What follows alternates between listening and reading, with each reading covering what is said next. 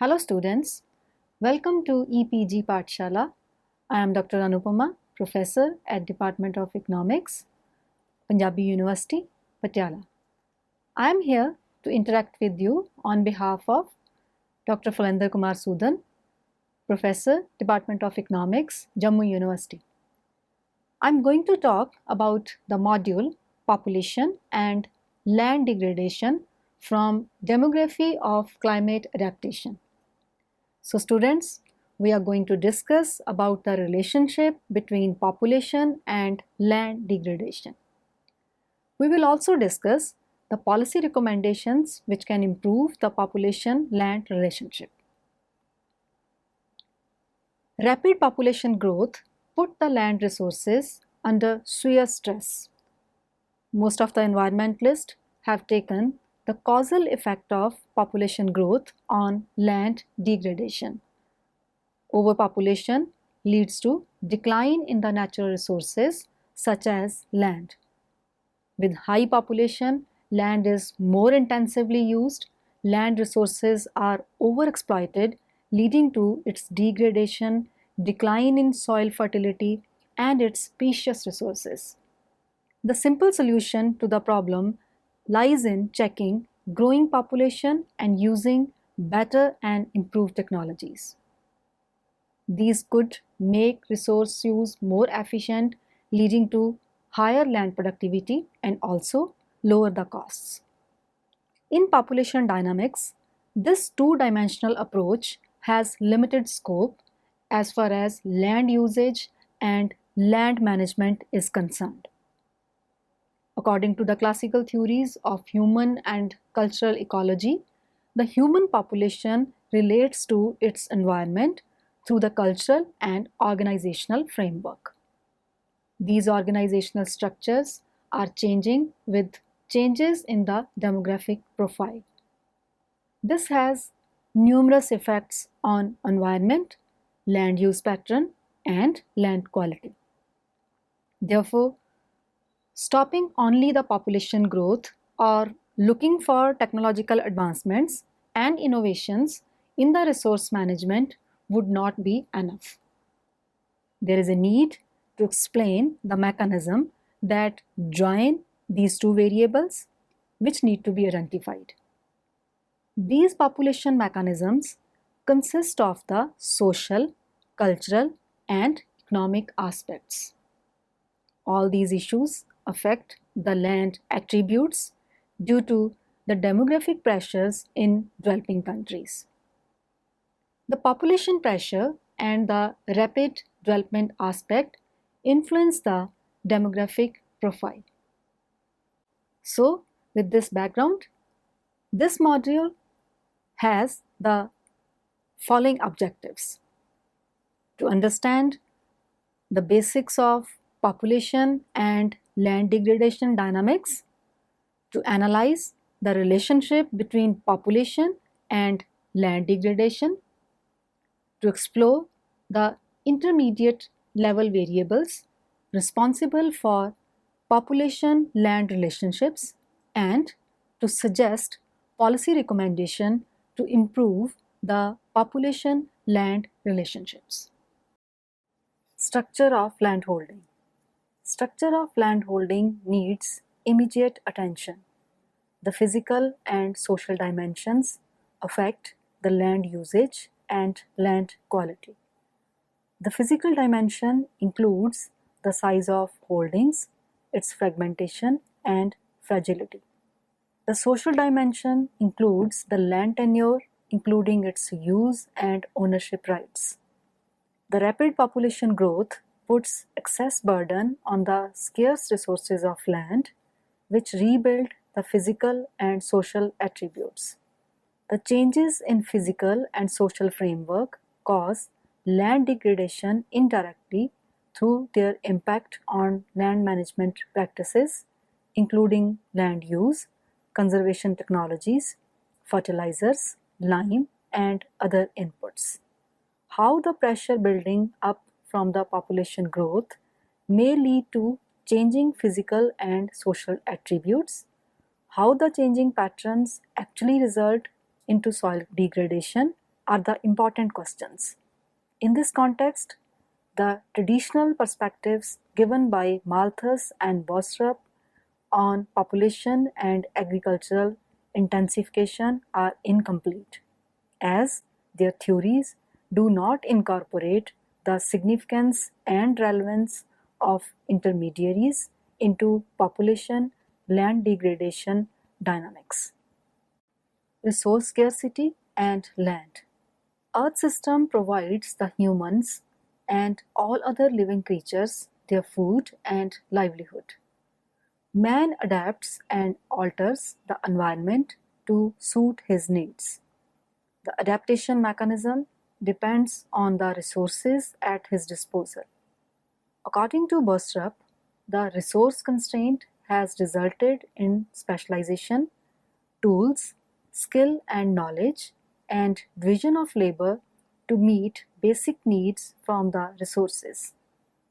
The successful association between man and environment depends on the balance between man's demand and the environment's ability to supply resources. The balance between the man and environment could be achieved by keeping the low population growth to replenish the nature indefinitely. Otherwise, a culture system is required to manage the environment to increase the supply of renewable resources artificially. The delicate balance between man and environment get disturbed if the population continues to grow at unmanageable levels. In this context, the proponents of Malthusian doctrine say that population increases will eventually reduce food surpluses, arrest agricultural development, lead to starvation and other positive checks. Bostrup presented the opposite point of view.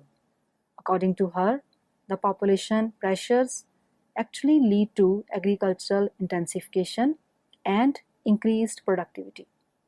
The population pressures lead to specialization, division of labor, technological advancement, and an increasing per hectare output from land. Both Malthus and Bostrup's model suffer from weaknesses. For instance, Bostrup does not analyze the physical framework of land holdings such as fragility or size. However, she takes into account the social attribute of land such as the land tenure. According to her, when population increases, farmers tend to shift from collecting farming to individual farming. The individual farming technique gives more incentive to the farmer to invest in the land and to increase the returns, thereby increasing the soil productivity. This seems very logical, yet some questions remain unanswered. How long soil productivity increase would continue? How long would the additional population pressures go on increasing the land productivity? Whether this is sustainable are the questions to be answered. The population pressure has resulted in shifting to individual farming system, which has actually done very little to lessen the land degradation of formerly collectively operated lands. This has further increased the disparity in the size and distribution of land holdings. Moreover, in countries where this shift has occurred, new patterns of land ownership and farming patterns have emerged, such as the tenant farming and absentee ownership. Let us discuss the case of Rwandan farmers.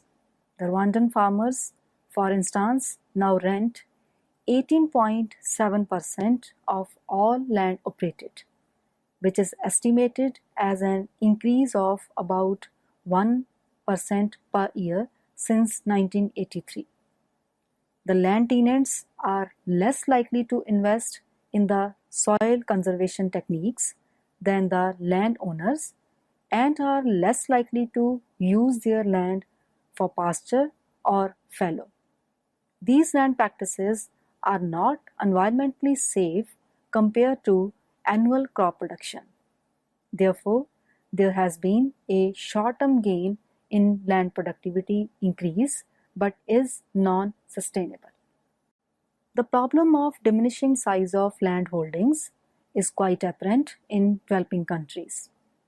The population pressure results into the division of the size of land holding.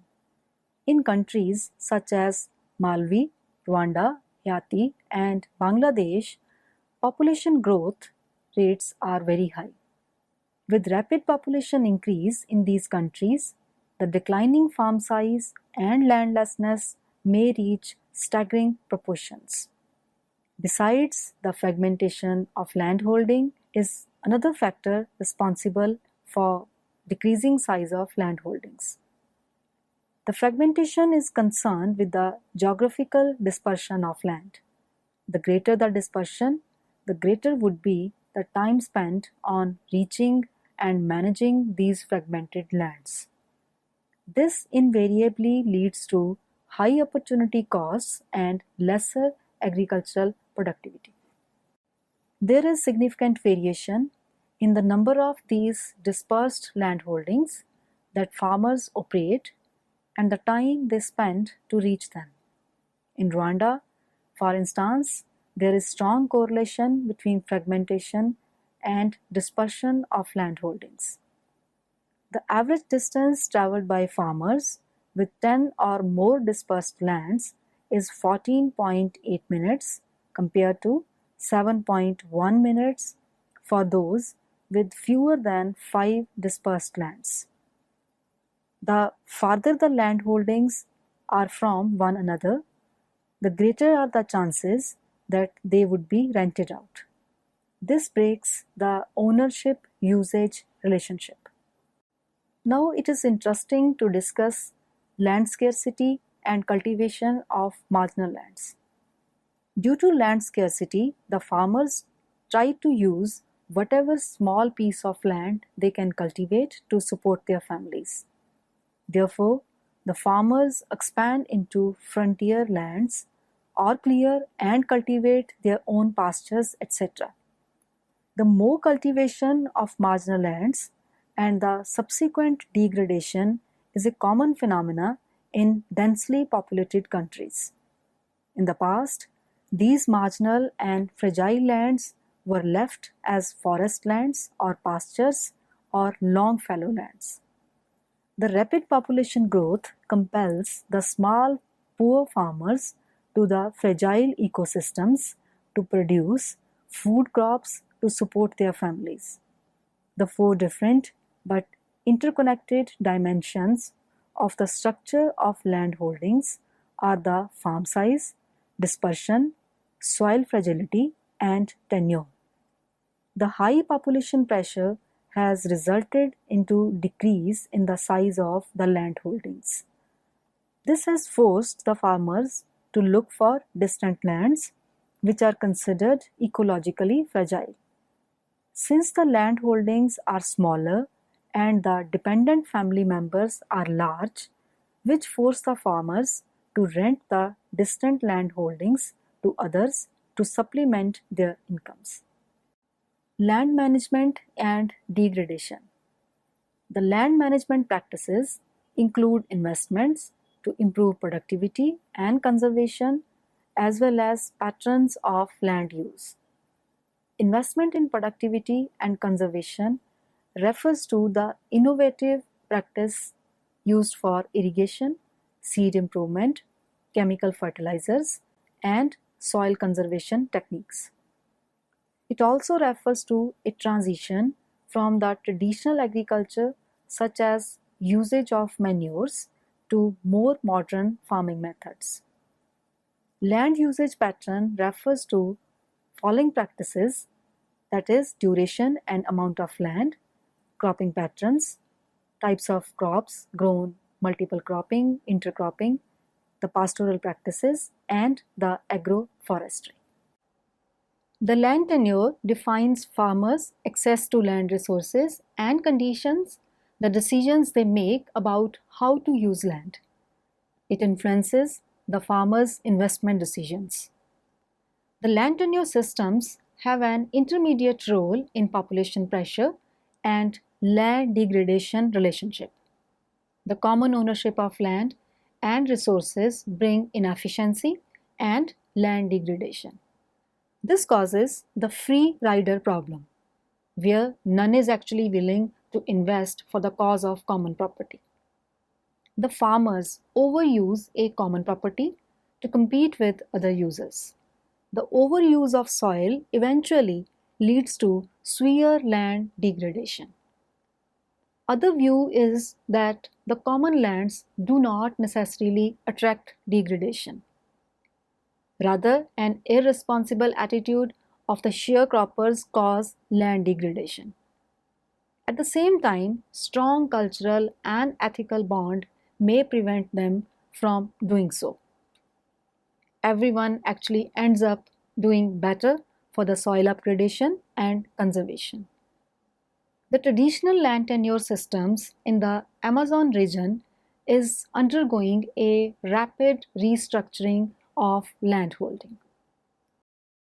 According to Bostrup, the land system actually evolves from the common ownership framework to individual ownership. The population pressure will further boost individual land ownership system, which would increase agriculture productivity and improve land use pattern. But the individual land ownership could lead to other problems such as the concentration of land in the hands of the few, resulting in rental land system where the have-nots would rent the land from the haves. This could possibly reduce the incentive on the part of the farmers who have rented the land to invest in land conservation and increase the chances of land degradation. The case of sub-Saharan Africa is very interesting. In Ghana, the investment behavior of farmers depends on the security of land tenure.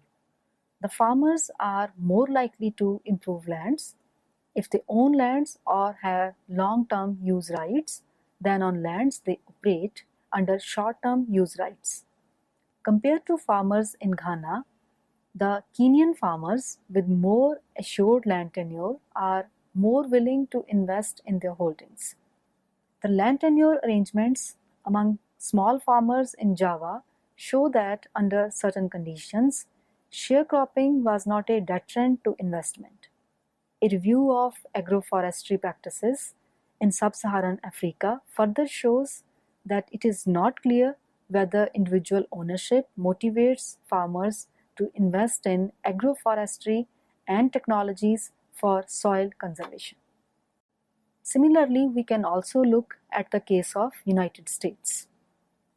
The relationship between tenancy and soil conservation investment in the United States reveals that it is wrong to pre-identify common ownership as a detrimental factor in land conservation. It would be wrong to presuppose that the sharecroppers have no incentive to invest in the lands. Other factors determining the level of investment in the land are whether the tenant is a family member, a neighbor, or aspires to purchase or inherit the land. The stability of ownership and its duration affects the farmer's decision to invest in soil productivity. It thus becomes clear that it is not the common ownership or individual ownership rights which degrade land. The secure land tenure over a time period will give confidence to the farmer to invest in soil and land conservation techniques. Insecure land tenure systems give rise to a short-term benefit ideology among tenants. It is a duration and stability of land tenure that is far more important than the mode of ownership itself. Farm size. Farm size is another factor governing the land usage and land conservation. The large farm holders have surplus lands, which they could put to non-agricultural or non-food crop production use. they can set aside a large proportion of their holdings for other land use practices that help control soil loss and fertility depletion. The ownership of large landholding makes them comparatively wealthier, thus enabling them to invest more on the land conservation techniques and raising long-term land productivity.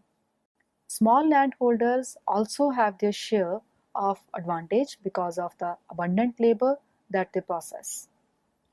They can use their labor to construct and maintain terraces, hedgerows, drainage ditches, and other soil conservation measures.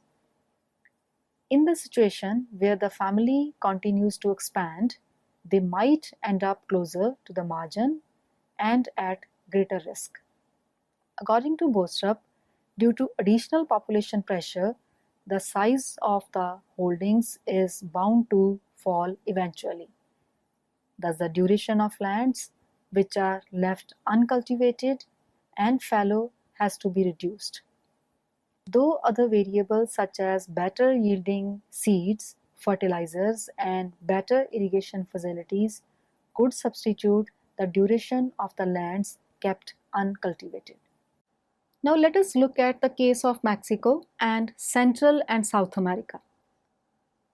The correlation between the intensity of drought and the size of land holdings has been portrayed in the context of small farmers in the state of Sonora, Mexico. Small farmers are more vulnerable than large holders to the effects of drought. Small farmers with their meager resources can invest very less on soil conservation and soil productivity techniques. Lower investment reflects the high poverty among small farmers. Conversely, in many parts of Central and South America, an inverse relationship between farm size and intensity of land use has been observed. This is particularly true where labor inputs are the crucial factor. According to Bostrup, when population increases, the farm size becomes smaller and the cropping pattern more intense. The environment and land degradation happens when population exceeds the carrying capacity of land. In the context of increasing population and the resultant fall in the size of land holdings, the practice of multiple cropping is very common, which requires additional doses of chemical fertilizers, seeds, and other inputs that large farm holders are more likely to afford compared to the small farmers. The input cost increases in multiple cropping system. The farmers are more likely to substitute the low yielding crops with high yielding crops to gain from return on their investment. Multiple cropping may prove beneficial in the short run, but ultimately it contributes to decreasing soil fertility. Another cropping pattern is intercropping, which involves planting multiple crops in proximity such that none actually interferes in the growth of the others. This strategy could prove quite efficient in increasing the crop yields without incurring additional cost and would prosper in areas where the owners are endowed with large farm size. Instead, most of the large farm size owners, when adopting the modern high-end agriculture technology, invariably focus on a single high-yielding crop production. This causes loss of local biodiversity and makes the plants vulnerable to the attacks of pests and weeds. Due to the population pressure and small land holdings, small farm holders fall back to intercropping as a mean to secure livelihood. Fragmentation. The views of the agriculturist and the environmentalist are similar regarding fragmentation of land holdings into smaller sizes and its impact on the land productivity.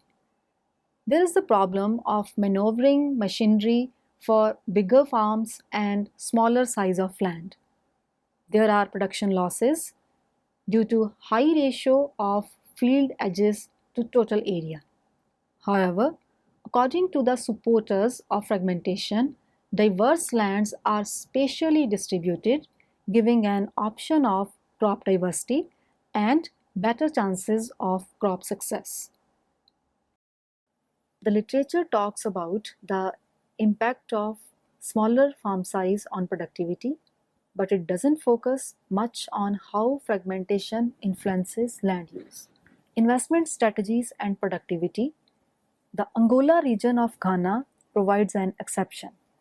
The farmers of this region are more likely to invest labor and capital in the farms which are closer to their homes. These lands are more prone to damage from heavy rains, thus requiring more investment in flood prevention and repair.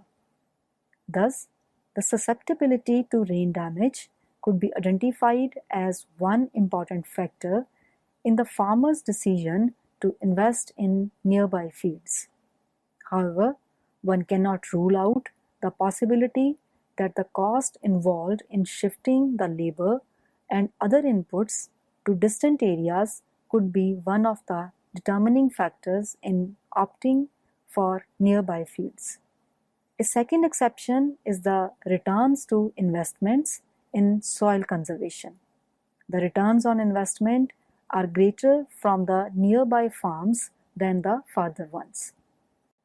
Although the land fragmentation gives greater scope of crop diversity, the increased input costs might make such a proposition non-lucrative. The simple cost-benefit analysis would ensure that people would prefer the nearby community fields. The farm fragmentation as a demographically induced change in a landholding structure is therefore integral to our understanding of how population pressure can lead to land degradation. Fragility. The fragility of land means exploitation of land resource in fragile environment, where any outside disturbance can have devastating consequences to the natural habitat and land quality. With increasing population pressure in the least developed countries, the farmers are moving towards the marginal land sites. This becomes their necessity to support livelihoods of their families.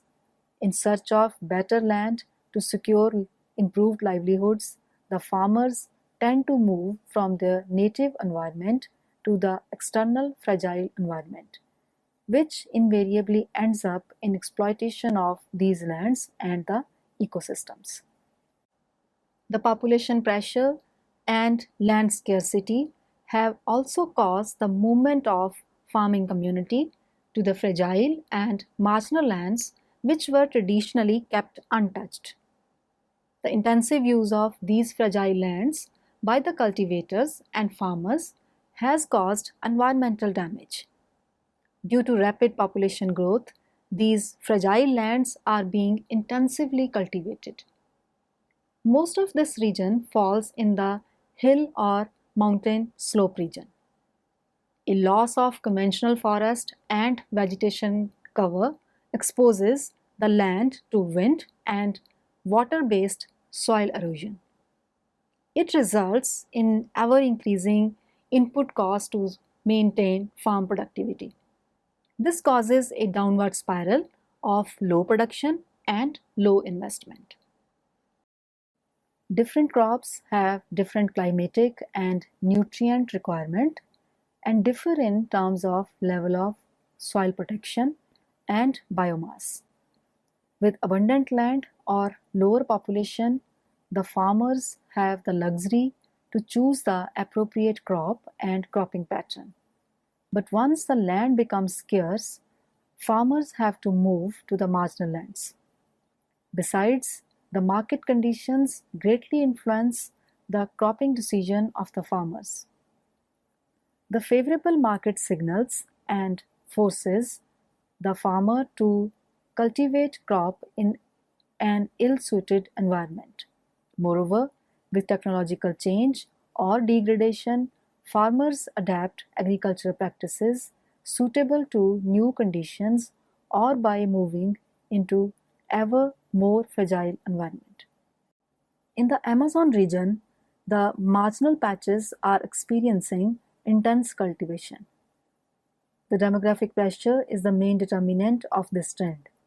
The short-term intensive cultivation and large pasture tracts for cattle have replaced indigenous agriculture based on long fallow cycles.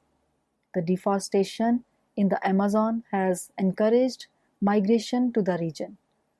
The rural unemployment and landlessness has forced the new generation to move to fragile areas in search of livelihood. Now we can discuss about certain policy issues. The demographic pressures are responsible for degradation of soil and land. This has straightforward policy implications. First is to reduce the fertility rates and use of efficient technology to increase farm productivity. Besides, there is a need to focus on soil and environment conservation. Besides demography, a host of intermediaries called structure of landholding is important.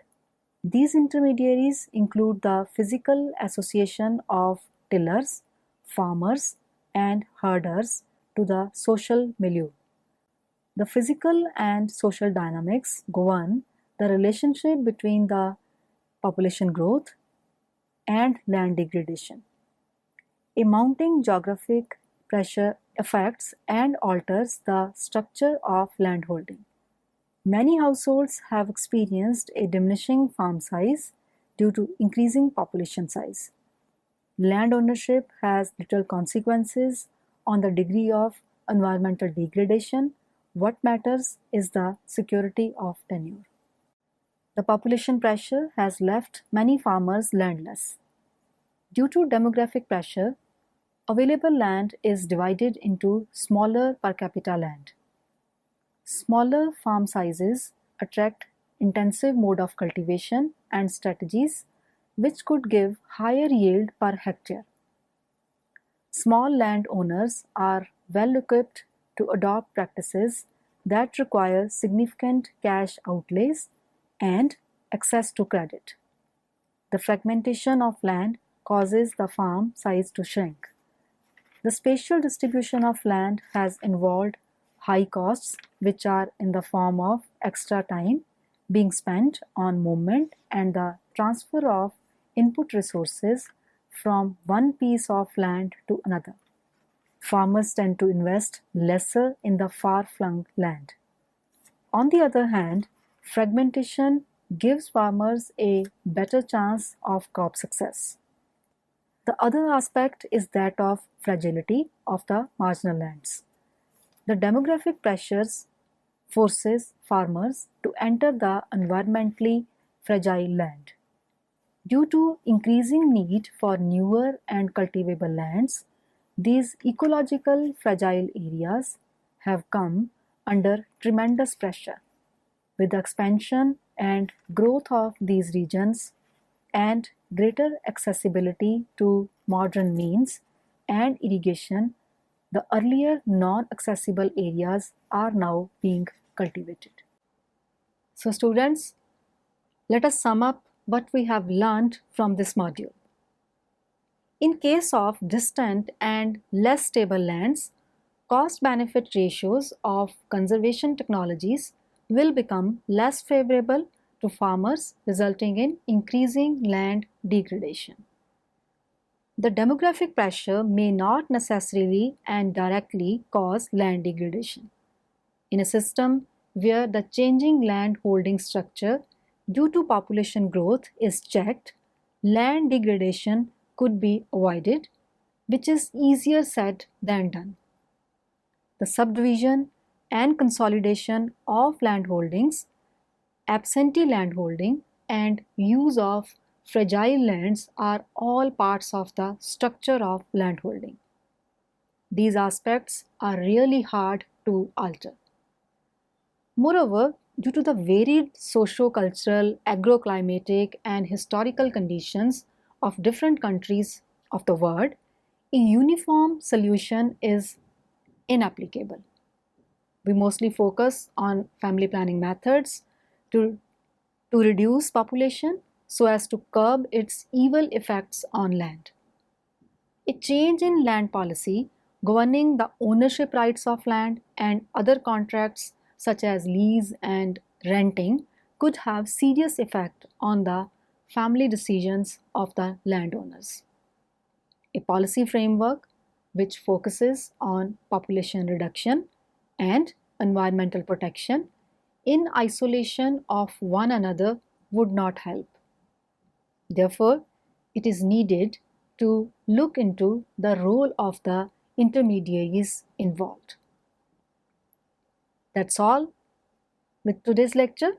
I hope you must have enjoyed it. Thank you.